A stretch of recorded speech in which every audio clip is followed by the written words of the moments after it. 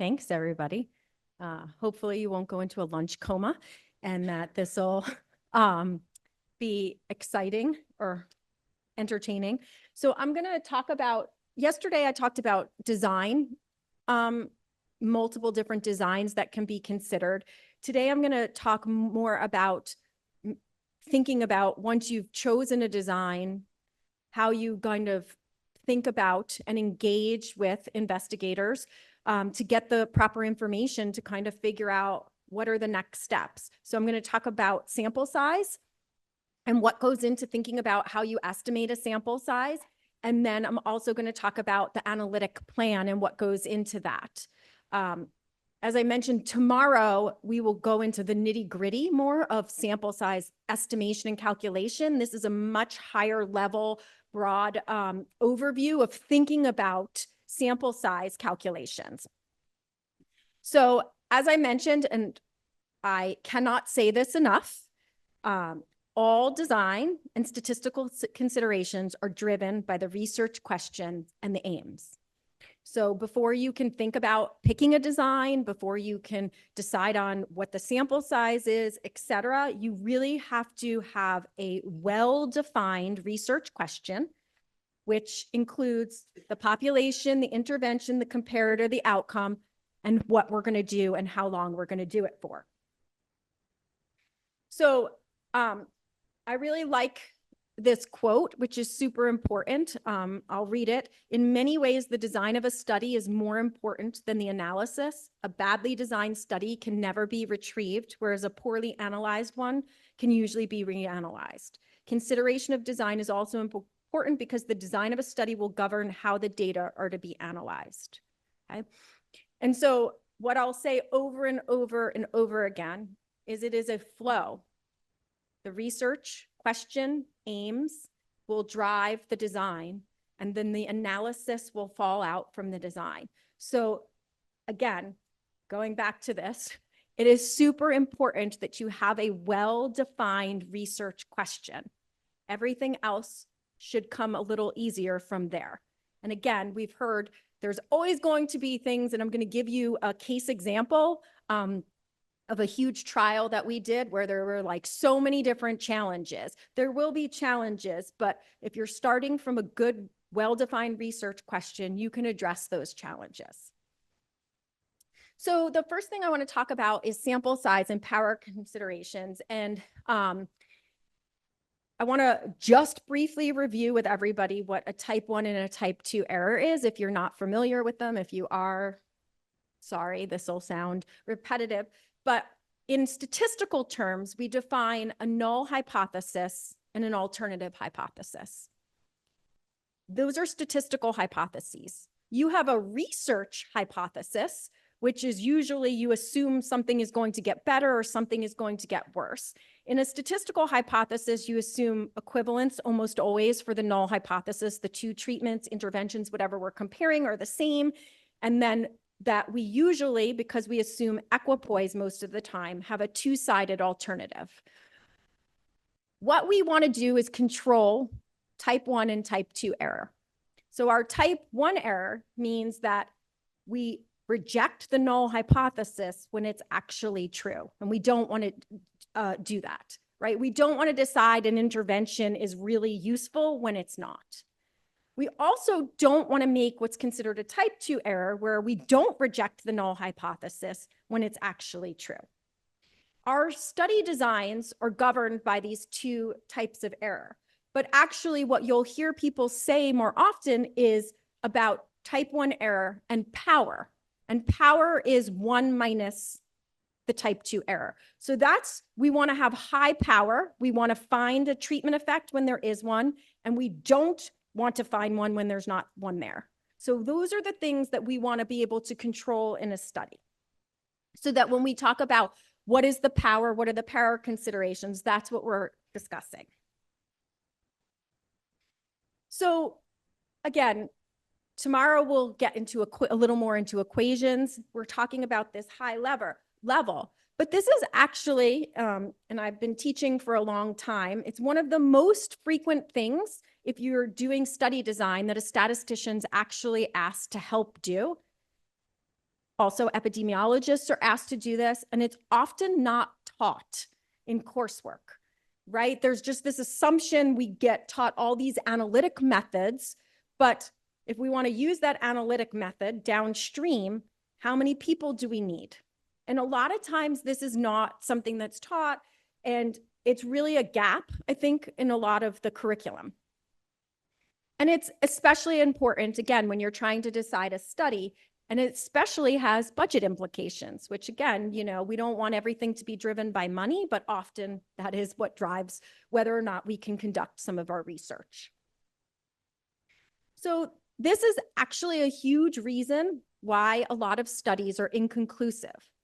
Okay, so statistical power, again, is the probability that we reject a null hypothesis that's actually false, right? That we find a treatment effect that is a true treatment effect. But if we don't have enough statistical power, which means we didn't recruit enough participants, oftentimes we will result in an inconclusive study. So it doesn't necessarily mean that there's no difference. It just means that we didn't have enough power to detect it. So we have to really think about what is our best guess. And it is it's an informative guess, right? There's a lot of things that go into sample size calculations. And there's a lot of assumptions. And the more complex the design, the more assumptions that go into your sample size estimates. And so what we're doing is trying to leverage the literature and make our best informed guess about how many participants we need.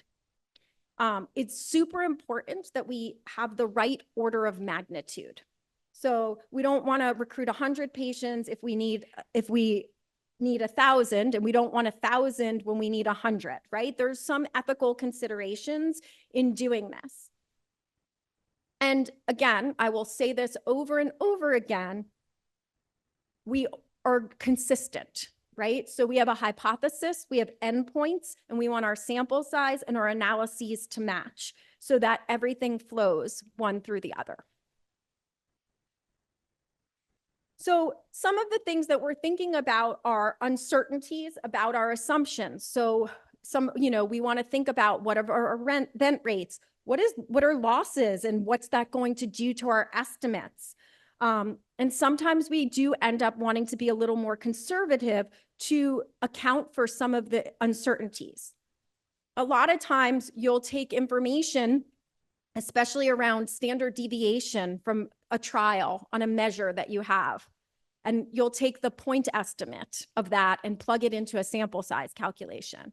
The problem is that that has a distribution of itself and there's variability, right? So that point estimate sits kind of in the middle of the distribution. Maybe the true standard deviation is actually lower, great.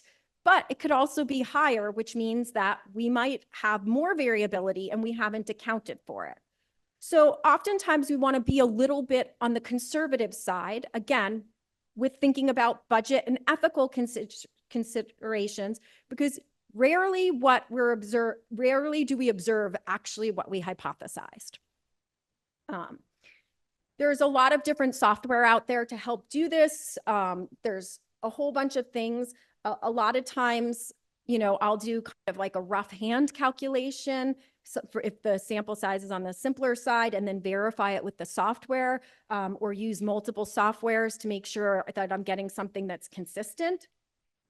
And so those are potential options. Tomorrow we'll be using only one software, which is R, which is free, but there are multiple packages within R that will sometimes calculate the same sample size. And so you can even verify against different packages within the same software to test that you've estimated the right sample size. Okay. We definitely don't want to base any of our sample size estimation for a study on a secondary outcome just because it's going to give us lower sample size. That often will lead to an underpowered study of our primary hypothesis, and that's usually the goal, is our primary hypotheses. And you will deal with multiple different types of endpoints when you're thinking about sample size. You might have a discrete or categorical, continuous measurement, a time to event. You might have repeated measures over time on your outcome that you want to think about. And so again, when we are thinking about the design piece of it, right? We go from our research question, what is going to be the best design to answer that research question? And then that will lead us to figuring out what our endpoints are that we want to design our study on. So for example, in a primary and a discrete categorical endpoint, you might be dealing with a binary endpoint, something like presence or absence of some factor, 30-day mortality. We might have things that are ordinal, severity of symptoms, mild, moderate, severe, or you could have something like a nominal outcome. These are a little more rare. I put blood type on there, but why would you necessarily want to be predicting blood type? But there are potential nominal where there's no ordering to the value that comes out of it. We might be dealing with continuous endpoints, things like blood pressure, cholesterol level, et cetera.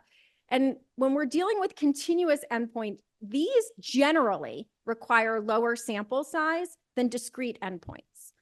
So if you have something like the actual blood pressure, it's better to use the actual blood pressure instead of dichotomizing it to say, does somebody have the presence or absence of hypertension? If you're talking about sample size. Now, there could be a real meaningful reason why you want to define something as a discrete endpoint. I'm not saying you have to use a continuous value if there's not, but when you're thinking about what information you're gaining from an endpoint, a continuous endpoint will have more information than its binary counterpart.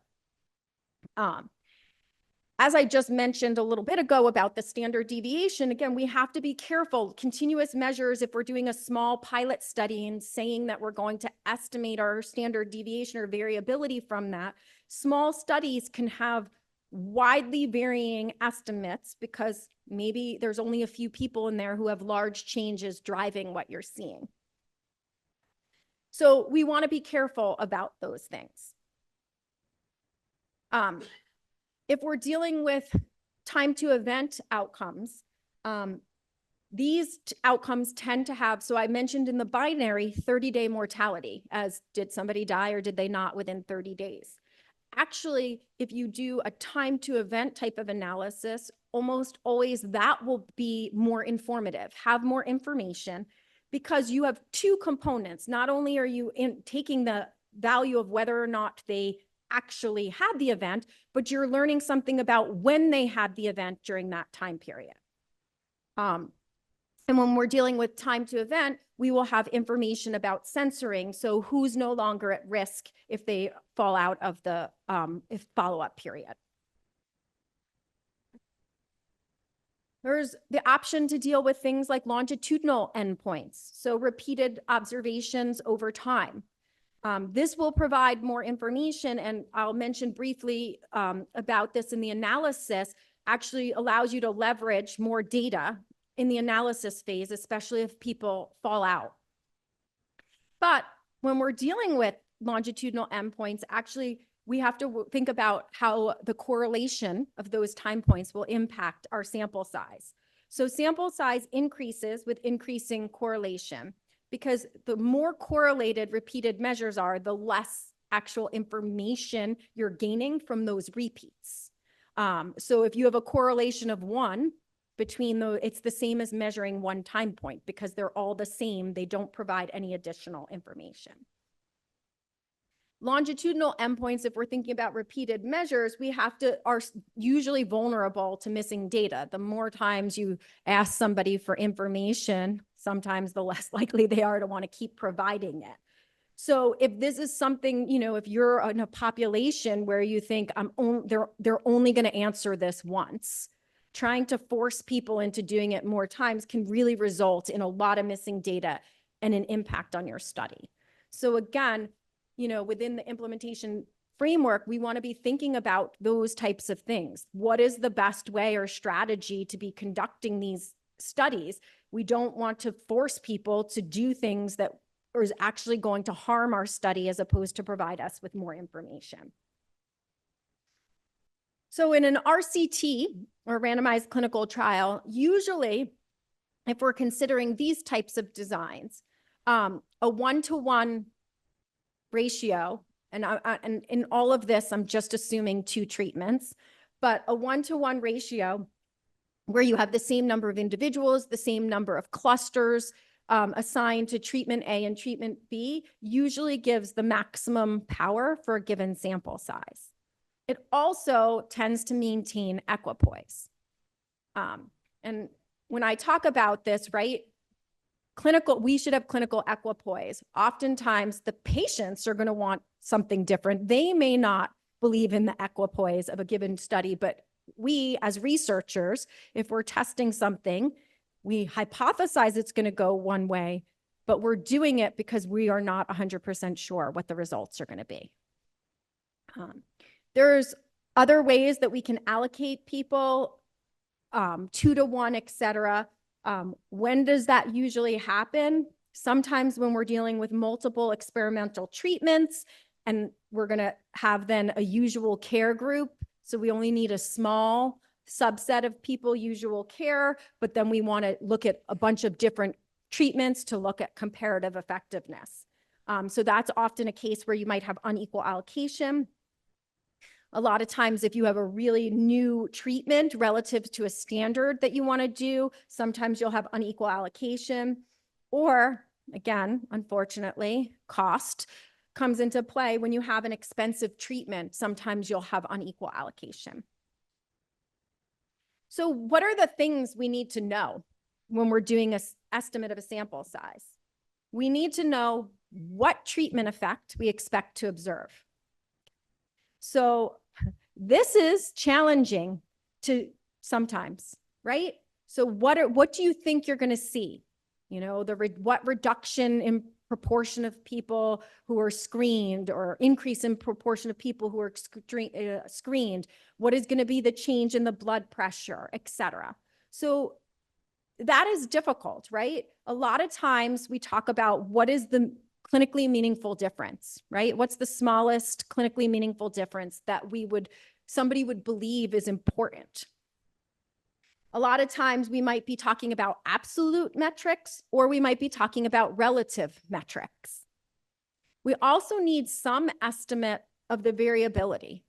Okay, so that's another piece that goes into sample size. So we need information on our standard deviation of our outcome. Same for proportion. Whatever our outcome is, we need an estimate of how variable that outcome is going to be.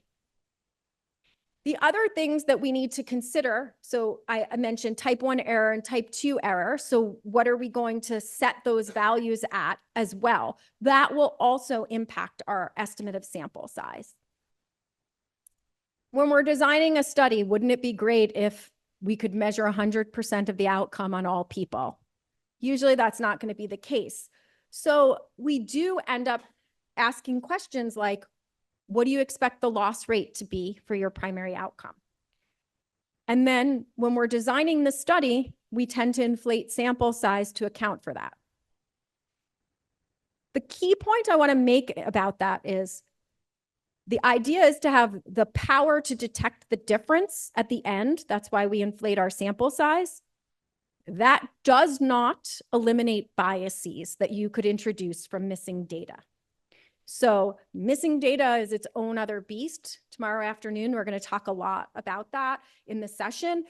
But just because you inflate your sample size to account for it doesn't mean you've solved the problem. It just says we'll still be able to detect a treatment effect if there is one, but there could be some biases and limitations.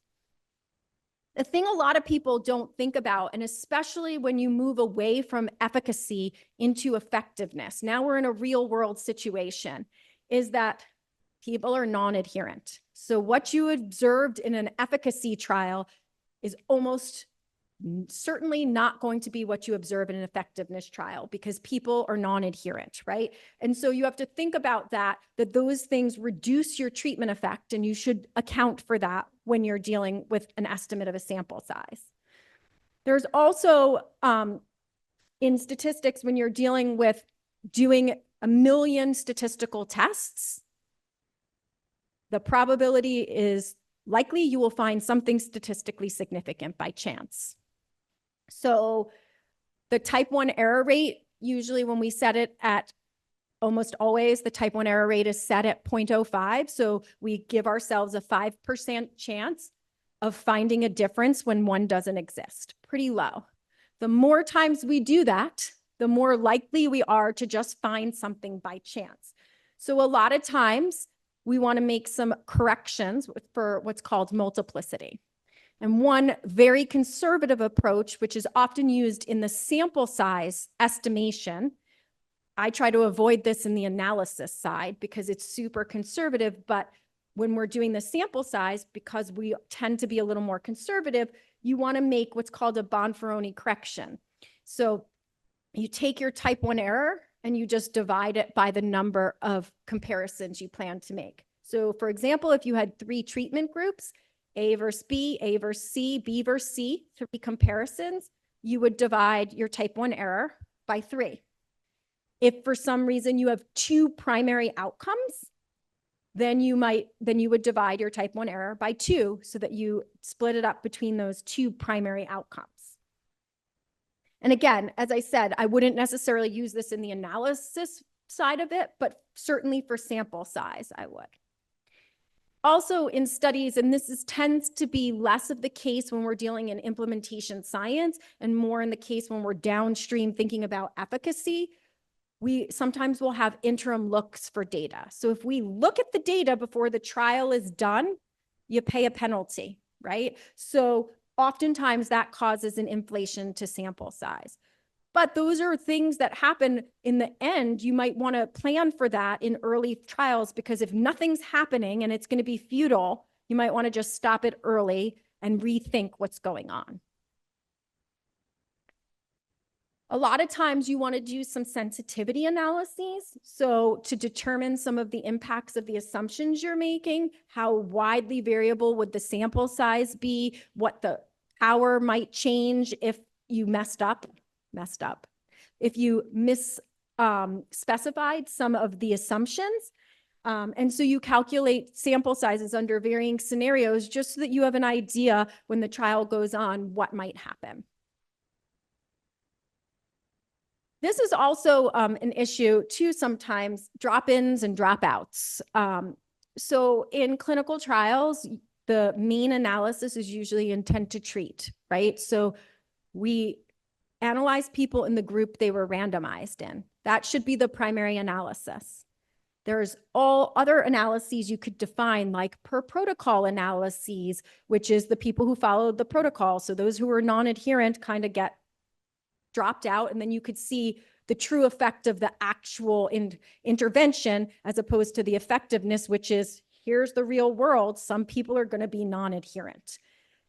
But a lot of times there could be drop-ins and dropouts, and that can often dampen your treatment effect. So if you think that this is possible, again, in the design phase, you want to consider that so that you don't end up with too small of a sample size in an underpowered study.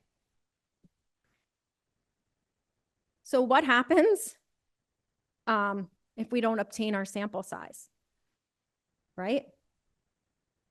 I mean, who's done a clinical trial that hasn't struggled with recruitment, right? Like, I mean, most people struggle sometimes with recruitment. So you are unable to do that. And a lot of times this is actually a major reason for futility.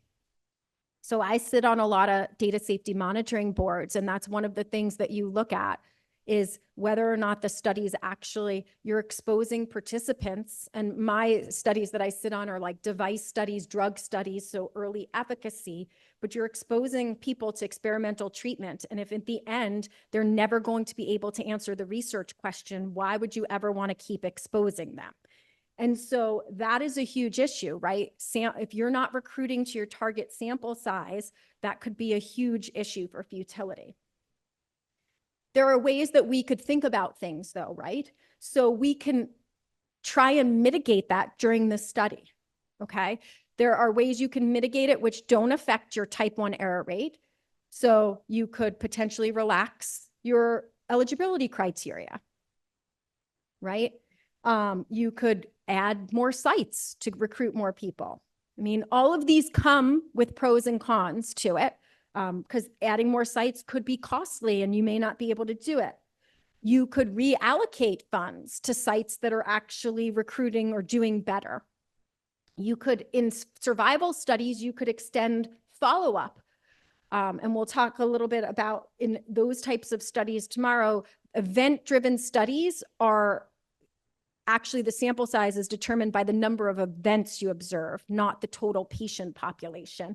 And so in those event-driven studies, you just need to observe the number of events. So if you extend follow-up, you could get more events. You could potentially reduce the power. So I, as a statistician, always encourage the people I work with to start with 90% power. That way, if we have challenges during the study, we can go to something like 80% power, which is an acceptable power. If you design the study at 80%, going below that is usually not acceptable. And so you have no recourse in the power space. You can reassess sample size assumptions for nuisance parameters. So as I mentioned, you have an estimate of variability. If you overshot what your variability is and it's actually lower, that will reduce the sample size needed. If you didn't do a good job of estimating event rates, so a nuisance parameter is the event rate in the control arm, right? You're not looking at treatment effect. If you did a bad job of estimating or you underestimated that, that can have an impact and say that you could reduce the sample size. If you're doing a cluster trial, you could lower the ICC, which is the intercluster correlation coefficient. That's a measure of how heterogeneous the participants are within your across your clusters. And so that is something that you could also re-estimate. So in a clustered trial, what you want is within a cluster to get the most heterogeneous population, but for your clusters to look as similar as possible to each other. And if that ICC is a measure of how similar those clusters are. If you re-estimate sample size on anything related to the treatment effect, so if I take a look at my actual data that's going to impact treatment effect, then I pay a penalty in type 1 error. So that means that I would have to inflate my sample size further for looking at the data. And those are adaptive types designs, and they usually need to be pre-specified. So if you expect to look at the data somewhere in your trial, you need to pre-specify that. Okay. And again, if all else fails, you might end up with a futile trial if you can't, but there's a lot of mitigation strategies. So now that we've conducted the study, right, done all of that, how are we going to analyze it? I encourage you to lay out a statistical analysis plan. So this is a pre-planned analytic plan before we've looked at the data, right? The goal is to conduct as unbiased an analysis as possible. And as I've said, the analysis should flow from the study design. So in practice, there are two kind of general scenarios you'll be in. The data already generated. So you're looking at EHR data that's already out there, other large databases, a secondary data analysis of somebody else's study.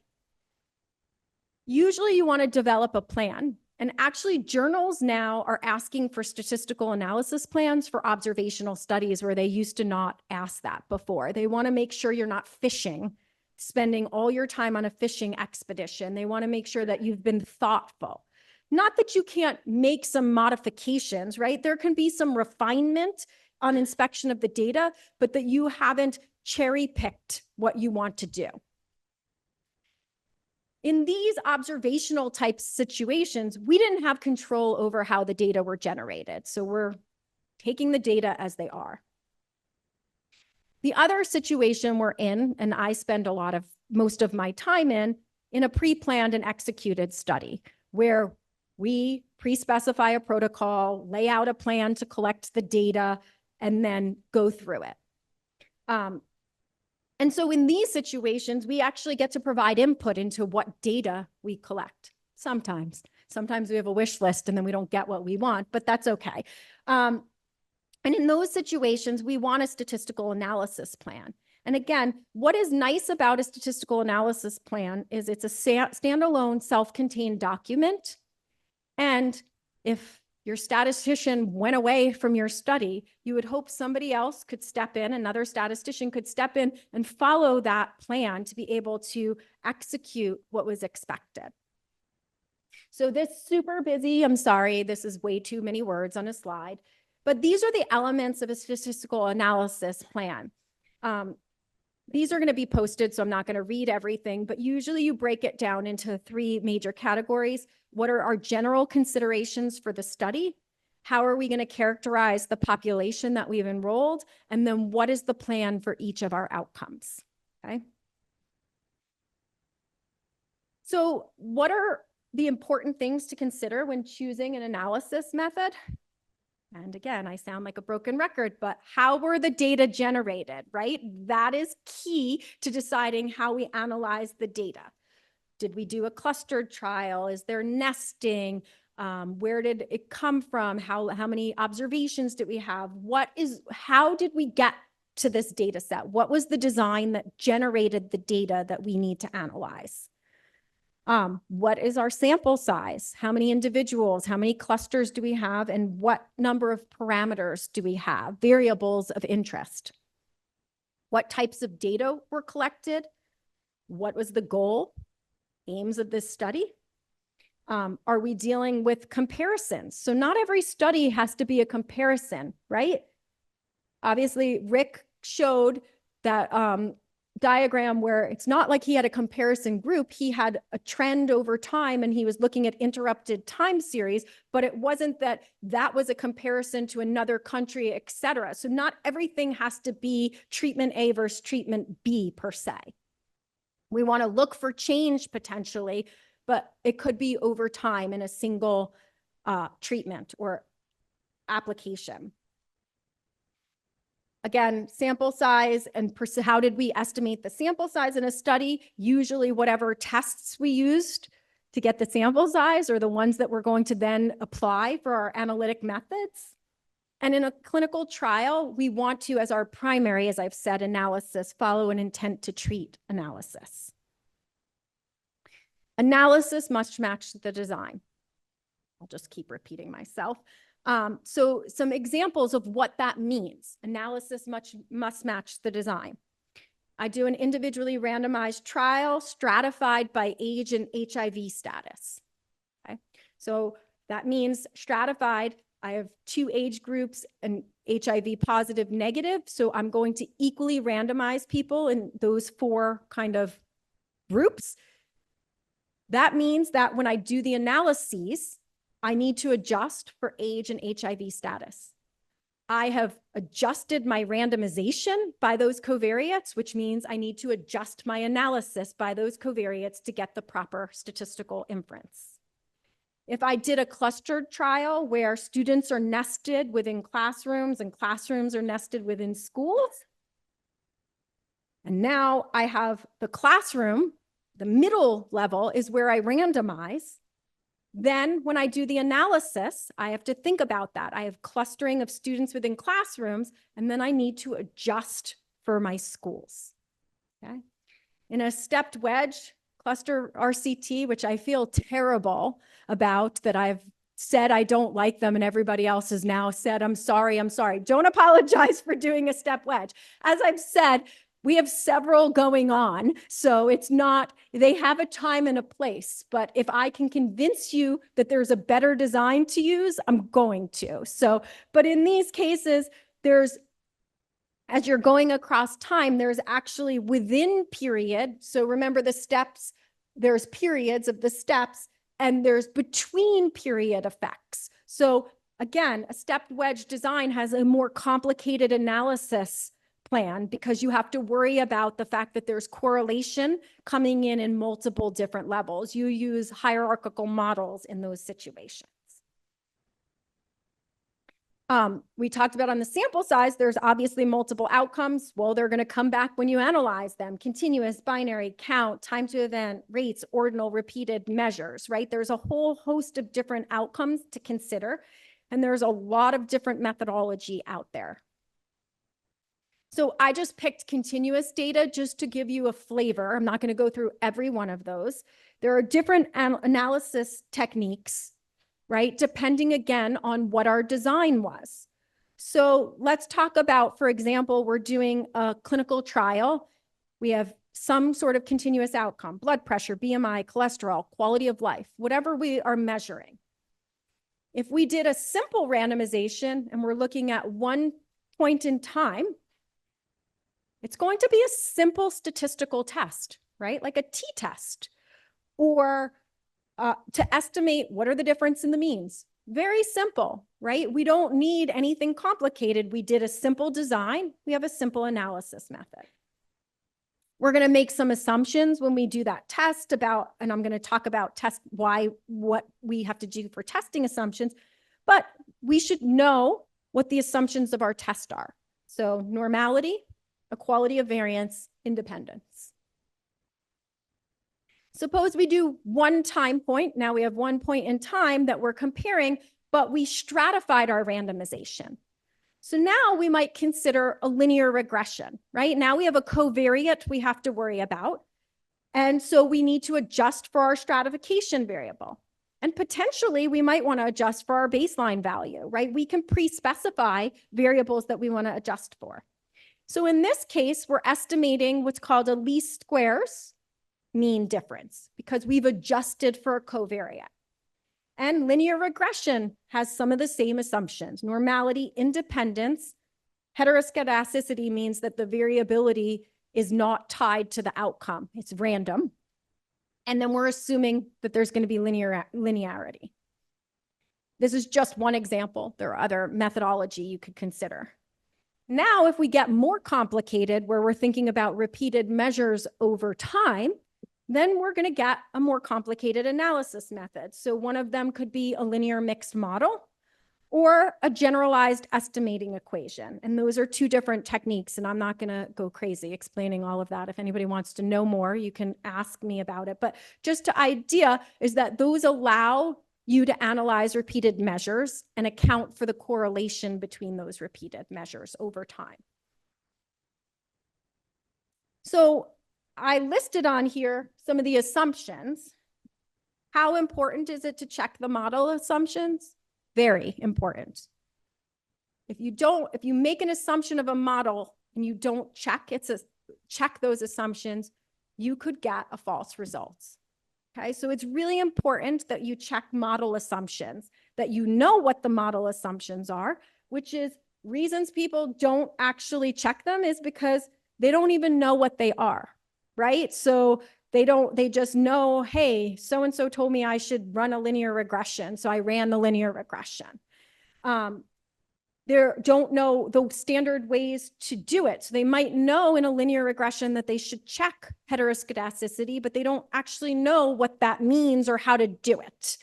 They're unaware, okay, right? Like you don't test because you don't want to know what the answer is. Like you can't treat it, right? So all you know is this didn't work, but I don't know how to treat it. You're unaware of how to remedy it. So if I tell you that a linear model is not valid, what are you going to do? So you rather not know. Or you just think that it's going to be robust enough that it doesn't matter. We don't need to do it. It's fine. I did want to mention briefly about parametric versus non-parametric tests, only because I made the comments about linear regression, right? And so suppose, or normality, suppose we're doing a test and t-test isn't valid. There are what's called non-parametric tests. So there's alternative tests. Again, these are the things that we should know exist. A parametric test makes assumption about population parameters. So a mean, a standard deviation, a proportion. While a non-parametric test doesn't assume anything about those. So again, I mentioned this on the prior slide. Some of the assumptions of a parametric test are normality, independence, equality of variances. This is just one example of a way that you can test for normality called a QQ plot. So you plot the quantiles of a normal distribution versus the from the normal distribution versus the quantiles from your model. And if they fall on the linear line, then you expect, then it says that there's normality. A lot of times in these plots, you look at that and you're like, does it violate normality or does it not violate normality? So sometimes we have to make a decision about what happens, right? If it skews a little towards the tail end of a distribution, should we be concerned? Should we not be concerned? So those are sometimes decisions that you have to make. You could potentially do a test of normality, but those are also, there's issues with that as well, like a formal statistical test with a p-value.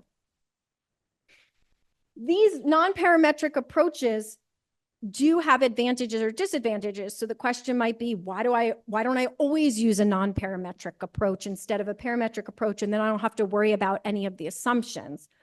Well, it's not as powerful as a parametric approach when the assumptions are met. So that becomes, you want to make sure you use the most powerful test. So if we're going to violate the assumptions, then we want to use non-parametric tests, but we don't want to always just default to that as our decision. And I'm going to wrap up a whole issue of missing data in one slide for this course. So just so you know, missing data is an issue that we always have to deal with in studies. Again, almost always there's going to be some sort of missing data. There are 3 types of missing data mechanisms. That's what I'm talking about here. One is called missing completely at random. And the definition of that is that the likelihood of missing data is unrelated to the observed variables or unobserved values. Okay. So for example, a participant unintentionally skips a question, right? You're reading through the survey and you missed question 8 by accident and you keep going. Or you're doing lab work and somebody bumps into you and you drop a test tube on the floor. Those things are missing completely at random. They're just kind of accidental chance. Usually we don't have missing completely at random data. We usually tend to live more in the 2 and the 3, which are missing at random or missing not at random. So missing at random is the likelihood that the missing value is related to observed values, but not to unobserved values. And so, for example, an example of that, thinking about that, is a younger participant reports using condoms more than an older participant in an HIV prevention trial. We've measured age, and so we know that the missingness can be modeled related to that variable. And so a lot of our methodology, so if you've heard of multiple imputation, that lives on the missing at random assumption. If we are dealing with a linear mixed model, that model assumes a missing at random assumption. So there's a lot of techniques to be able to deal with missing at random. Missing not at random becomes more complicated because the likelihood of missing is actually related to what you haven't observed, right? So for example, a participant who engages in risky behavior intentionally withholds their condom use information. So the outcome there is related, is what you're missing is actually related to that missingness. So that we don't know. And the issue with missing data is that you don't have the data to test any of these assumptions.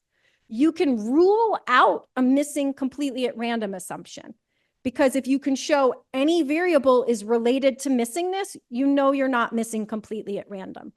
But you can't test any of these assumptions because the data are missing. And so a lot of times what we'll do is we'll use a missing at random assumption and we'll do sensitivity analyses around to see, when do I break my model? So what happens if I make assumptions about the missing data mechanism? How far do I have to go until the results change? If small changes make large changes in your missing data in your output, you have a problem, right? You hope that it's not until you get to an extreme scenario that you end up with different results. So I'm going to do a case example, but I wanted to stop here for this part and ask if anybody had questions that they wanted to ask now, or I can go to the case example and then I can answer questions. Sure.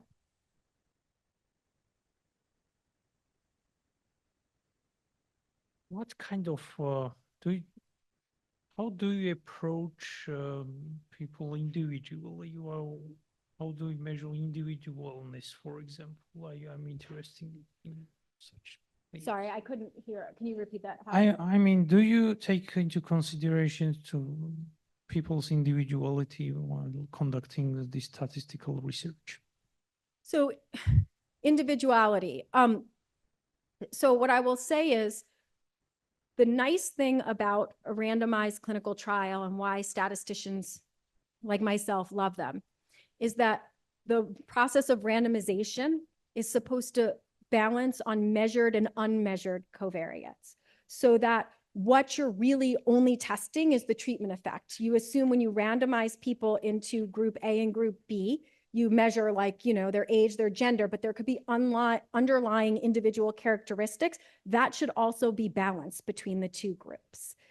If you're not dealing in that space, you can only adjust or account for individuality in what you've measured and what you think is going to impact your outcome. Otherwise, there's no other way. I mean, inherent in a population is heterogeneity, and that comes through with the variability estimates.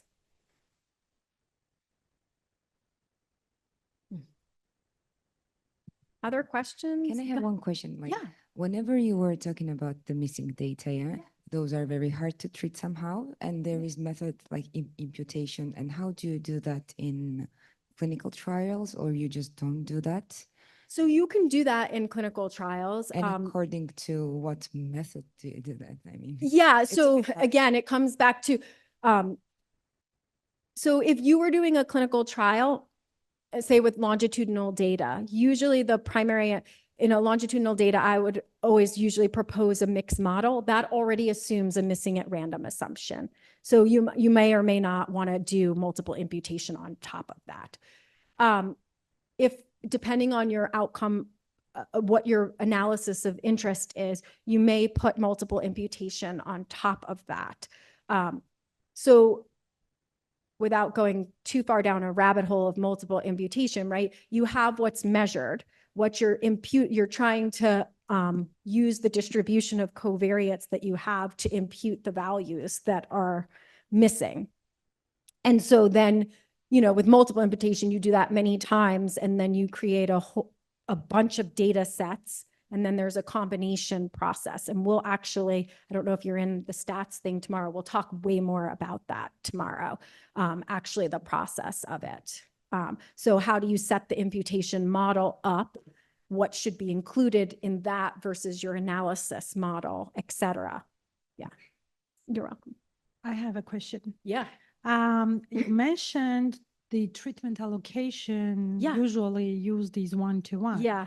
And on the slide, I noticed that there is an ethical issue. So can you just elaborate that? So yeah, so the ethical issue, meaning that when we're as researchers conducting a study, we have a research hypothesis. So we think treatment A is going to do better than treatment B. But actually, we're doing the study, we should be doing it under equipoise. So under equipoise, we should be equally allocating individuals to each of the treatments. There's always exceptions, but that's the idea. And that is the most powerful situation for a given sample size. And so it's the best way to utilize our resources and to answer our question under the assumption of clinical equipoise. Thank you. Mm-hmm. All right. Oh, you have a question. Sorry.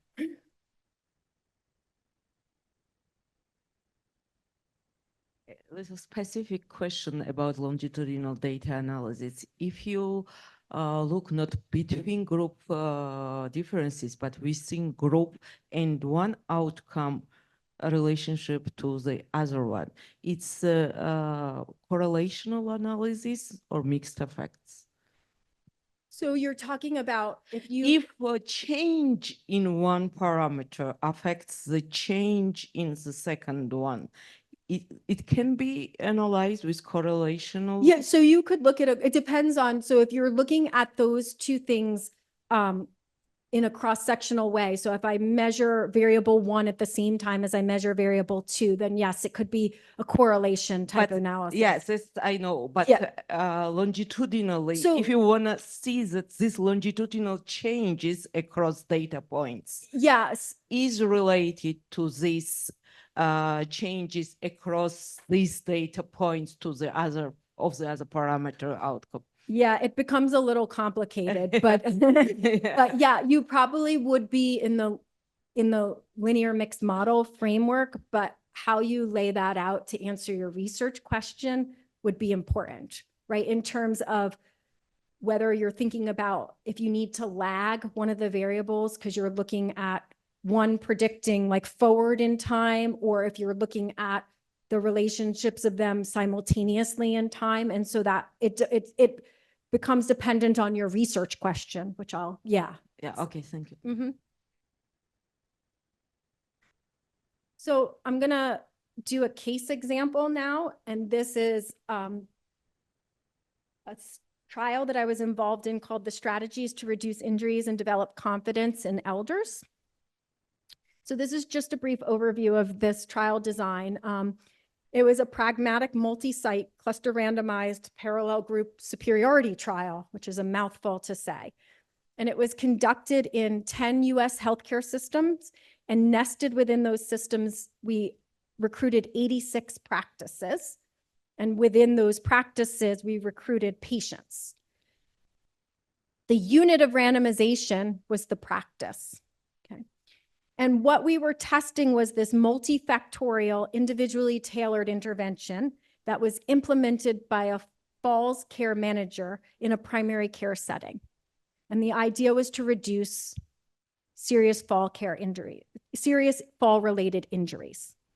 The control group was an enhanced usual care, so they got like a pamphlet and some educational information. And in this, we used stratified covariate constrained randomization. So the stratification was by healthcare system, and then we balanced within healthcare system on practice size, geography, so was it an urban or rural center, and the practice's distribution of race and ethnicity. We also had secondary outcomes, which considered all fall injuries and all falls and some well-being measures. The time to first serious event was actually adjudicated by a clinical panel to determine whether or not that actually existed. And I'm going to talk about some challenges we had in this situation. So it was a pragmatic trial, very limited inclusion-exclusion criteria. So individuals had to say they were at risk of falling, and that was by answering one of 3 questions. They had to just say yes to one of these 3, which is, have you fallen and hurt yourself in the past year? Have you fallen 2 or more times in the past year? And are you afraid that you might fall because of balance or walking problems? So if they answered yes to one of those, were age 70 or older, and I'm going to talk about how it didn't start at that, and they were able to provide telephone consent or proxy consent, they were enrolled in the study. Very few exclusion criteria. Basically, they couldn't be in hospice, reside in a nursing home, and they couldn't be able, if they had to speak English or Spanish. So this is just the recruitment diagram, just to tell you how complicated this study was.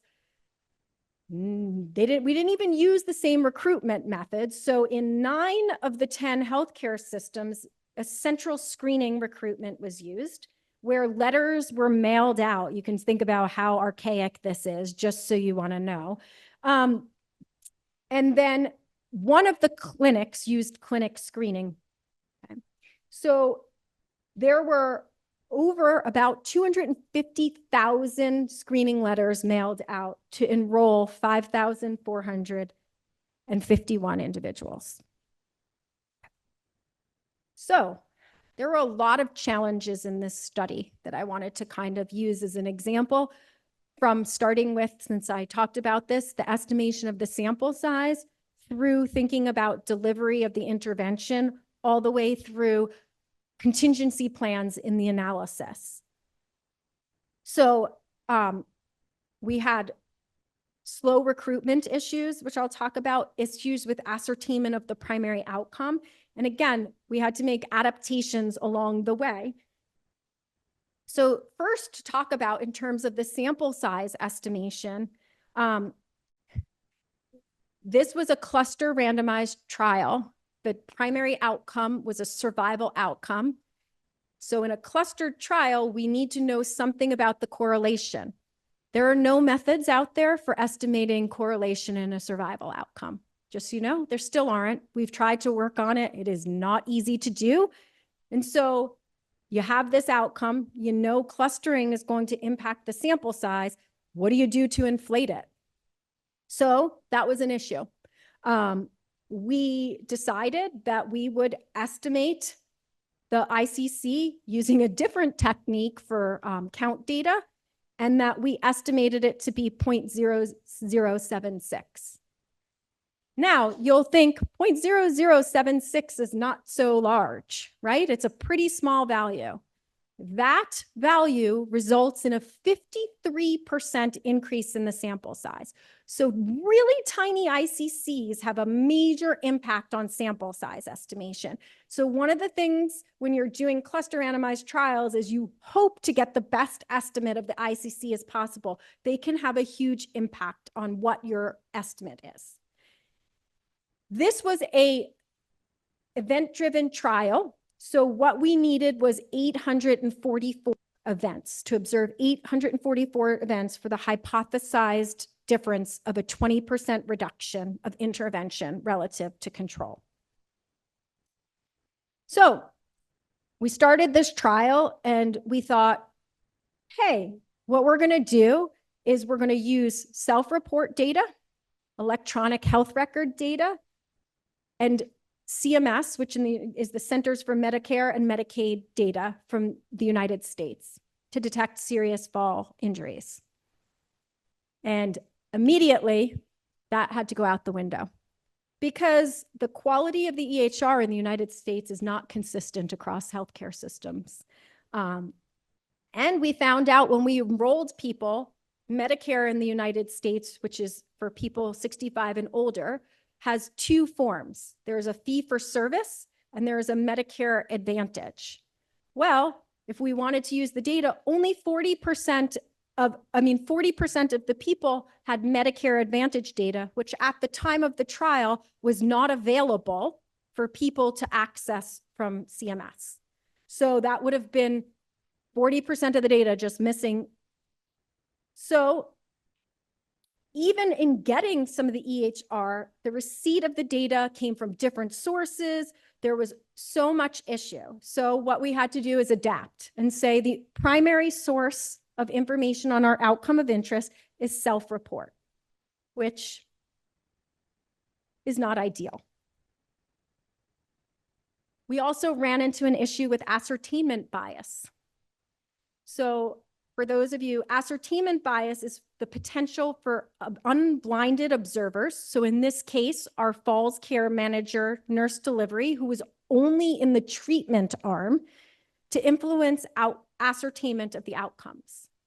So the individuals were able to call the falls care manager, right? These are the people they're engaging with. If they reported to a falls care manager that they fell, the falls care manager might say, go seek medical attention. Whereas if you just fell at your house and you're not talking to that person, you might just not do anything. So we were very concerned that there could be ascertainment bias, differential reporting, since it was only self-report between those individuals. And so we ended up having this diagram, which is this whole plan And we published methods papers around how do you define ascertainment bias and assess whether or not it is true, it's there. And we ended up having to revise our primary outcome definition because we found evidence of bias potentially creeping into our study. Our data safety monitoring board wanted us to monitor the ICC to see whether or not that nuisance parameter was impacting. And as I said, there were no standard methods. We actually were so delayed in data collection that we couldn't really monitor it because what we were looking at was very delayed. So it was really difficult to make any decisions about trial extensions without knowing information on the ICC. As I mentioned before, ways that you could help your study in terms of sample size. Well, recruitment was slow. You saw 250,000 mailers to get 5,000 individuals. Our original sample size was 6,000. And we ended up having to lower the age criteria and extend follow-up so that we could reduce the sample size. Our number of events stayed the same at 844, but because we increased our follow-up, we could get more events from less people. So now we get to the analysis, right? We have this clustered survival data, complicated survival data, and we're also dealing with older individuals. So with older individuals, there's this semi-competing risk of death. What does that mean? Well, you can't observe the outcome if somebody dies. So that creates an issue. And in a population where people are more likely to die, usually you want to account for that in your analysis. So we needed models that would address this semi-competing risk of death and deal with the clustering and be able to adjust for our design variables, which is the randomization, covariate constrained randomization, and the stratification. So we ended up using a multi-state survival model. We had to think about how we dealt with loss to follow-up in these situations. And we proposed in this situation, a lot of times, and I say this, to do some sensitivity analyses. One of our major sensitivity analyses was adjusting for pre-specified covariates. So as I said, randomization balances on measured and unmeasured covariates. Well, if that's at the level of randomization. So we randomized at the practice, but our outcome was analyzed at the individual. So we wanted to make sure that individual factors didn't actually influence the outcome. So we did sensitivity analyses where we pre-specified some baseline covariates. We made sure to test proportional hazards assumptions. And we also had a contingency. So in a clinical trial, you prepare this statistical analysis plan before you look at the data. So you have to really kind of think about, well, what happens if this goes wrong, that goes wrong, this goes wrong, and be prepared. Because the minute you look at the data, you're actually data-driven analyses, which is not the same. Those are not unbiased per se. So this is just, and I'm going to give you the results for very quickly. Again, we enrolled 86 practices. This is the practice consort diagram. This is the flow diagram of the individuals. And because we were dealing with a time to event analysis, actually nobody was excluded from the primary outcome. So if they dropped out of the study after they were consented and enrolled, and they dropped out immediately, they still contributed 1 day, very little, but 1 day of information that they were censored. So we had no missing data on the primary outcome because of how we defined that. This is the outcome. So after all of that, there was nothing. There was no difference. The hazard ratio was 0.92. It was not statistically significant. And we did see a little bit of a difference in patient-reported information, but that was not our primary outcome of interest. So what do we think happened here, right? This is where the implementation questions come into play. The intervention was less effective, didn't reach statistical significance. So this was a very unexpected finding since previous trials showed benefit with respect to individual components. So as I said, when I introduced this, this was a multi-component intervention. And what I said yesterday is sometimes when you do more, especially in elderly people, that may have a reverse effect. Like you're expecting each of the individual components, but when you lumped them together into a bundle, may have had the reverse effect or not as good of effect. There's also additional potential reasons, and these are the things we've talked about, thinking about, some of which were measurable and some of which weren't, because this wasn't necessarily defined as an implementation trial. So there were issues with adherence to the intervention. That is real world. Actually, no resources, as Rick mentioned, using kind of what's available to you. No resources were provided by the trial. That's real world implementation. And so, but in those processes, sometimes people can't afford it. If you're referred out and you're asking them to do something, they might not be able to do it. There was an attempt, but there was no real monitoring of adherence to the components of the intervention. Participants, and again, real world, got to choose what recommendations they followed. So they're recommended all of these things to prevent falling, but they may not have actually followed through or implemented them. And a non-trivial proportion, 14.2% of individuals received intervention whatsoever. So just to summarize kind of for this real world example, what is easy on paper is never easy in practice, right? Like you have all these grandiose ideas, and one of them I'll say is, oh, we're just going to use the electronic health record.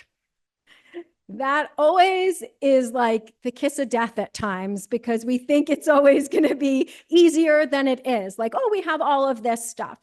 Remember, and I'm not saying EHR data isn't great, but electronic health record data, especially in the United States, is not built for research.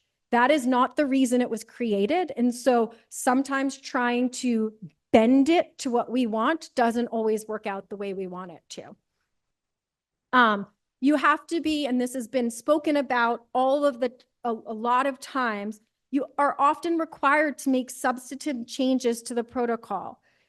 Tracking that, recording it, being able to monitor why you're doing that, not only from a ability to justify, but also, again, like I said, we published several papers on ascertainment bias and all of the things to educate so that people going forward can learn from and deal with those situations.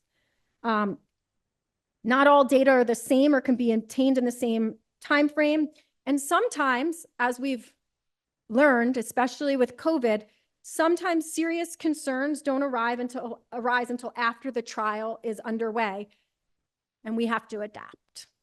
So these are the references from that trial. I had 5 minutes for questions. I thought I was going to be faster, but